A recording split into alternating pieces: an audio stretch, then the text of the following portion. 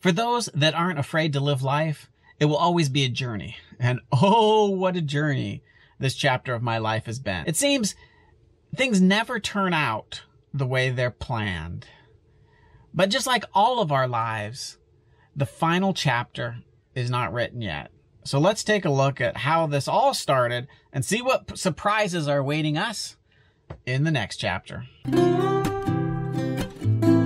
I'm Bryan. Join the adventures as I share what I learned restoring a hurricane-damaged catamaran with the dream to sail the world. It all started with a Craigslist ad, a trip to the Bahamas, and then endless cutting holes, foam core repair, fiberglassing, followed by endless faring. But wait, it actually started well before that in Hawaii with a week-long sailing trip on my 42-foot sailboat that I owned at the time. The discussion was had if our family could be one of those cruising families that we all see and admire on YouTube. That's when my dream was born. Well, more like reborn.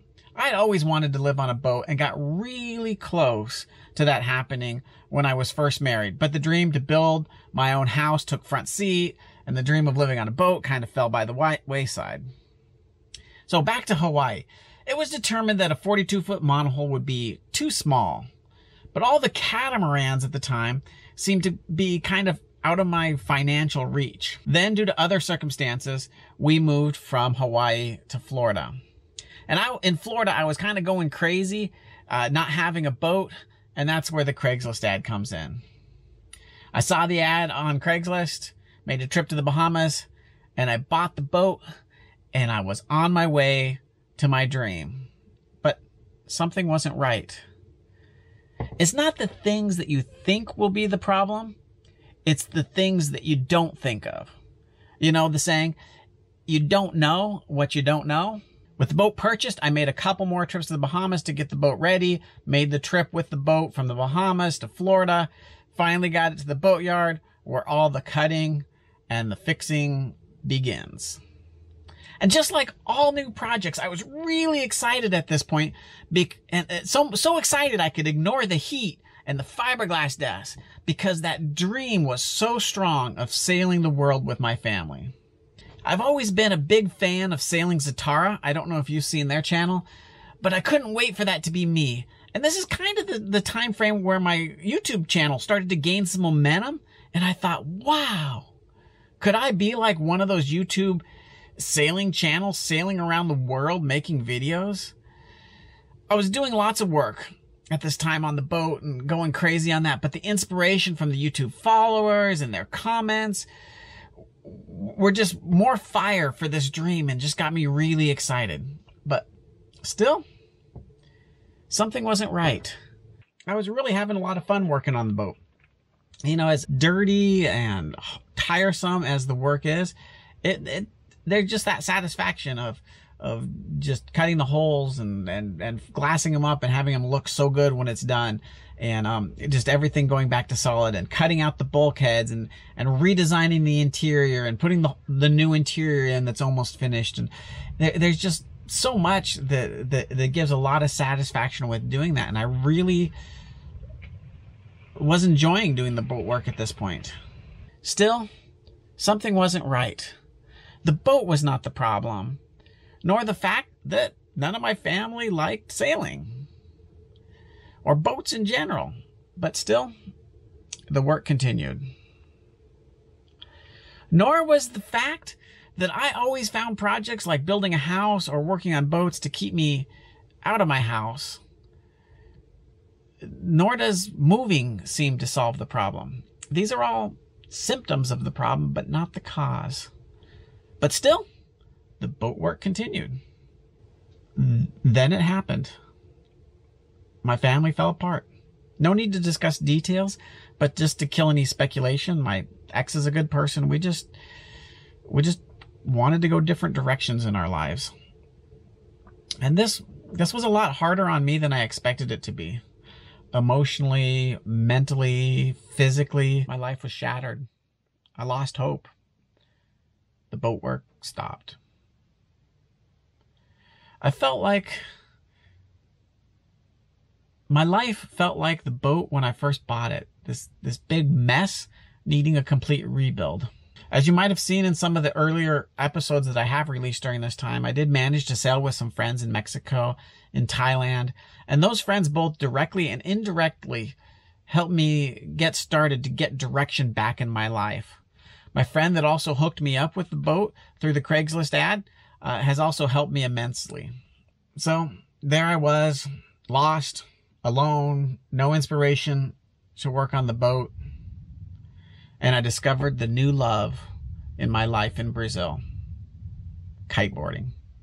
My friend Keith, he had warned me. He said, whatever you do, don't learn to kiteboard and don't go to Brazil to do it. And I was like, why? He says, because you won't want to do anything else and you won't come back. Well, he was right. Well, sort of. I've been to Brazil 2 times, made lots of friends there, and I'll be going back soon. And I try to kite every chance I get. And now my dream has shifted a little bit. I dream about sailing around the world, kiteboarding at every place that I possibly can. So back to the boat. What should I do? Is it time to let the dream die and sell the boat? What are my options? Well, I could buy a monohull and start sailing now. Or I could just finish up the boat and have more space to invite friends and followers to come with me. Keep in mind, the hard part is I still work full time. And though I work remote and I can work from anywhere, the amount of time I spend working severely limits the amount of time that I have to both work on the boat and to even make these videos. Unless this channel does a 10 times growth, there's no way that I could quit my job unless I can find some other business opportunity to run in conjunction with the channel. So I've also considered buying a catamaran that is smaller and maybe almost ready to go. And this is an option, but I just can't get the size or the quality of the Antares boat that I have for what my budget is. So, you know, I wish I had a crystal ball to predict the future. And my life right now is very much in the state of that the boat is now. I've done a lot of work on it, and it's going the right direction, and it's so close to being where it needs to be, but yet it's so far.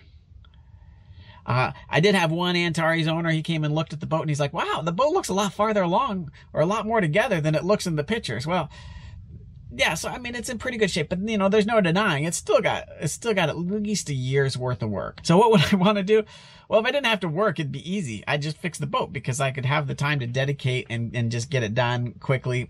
But unless someone gives me a bunch of money, that's not in the cards. So I either need to finish the boat slowly over the next 2 years or so, or sell the boat and buy something of a smaller boat or a monohull now. So what do you think I should do? Well, if someone made me an offer on the boat, I'd probably take well under 100,000 right now. I might just take it and move on. And who knows? Who knows what'll happen? I wish I had that crystal ball. And who knows? I could be in a year and a half from now out there sailing my Antares, kiteboarding, taking a bunch of friends with me. Either way, I hope to make some more entertaining videos and hopefully that inspire other people. So leave me a comment and let me know what you think I should do. And maybe you've got a boat for me or a business proposal. Yeah, all I know is now the future's so bright, I gotta wear shades. Don't forget to hit that thumbs up and let's see where this future is gonna take us.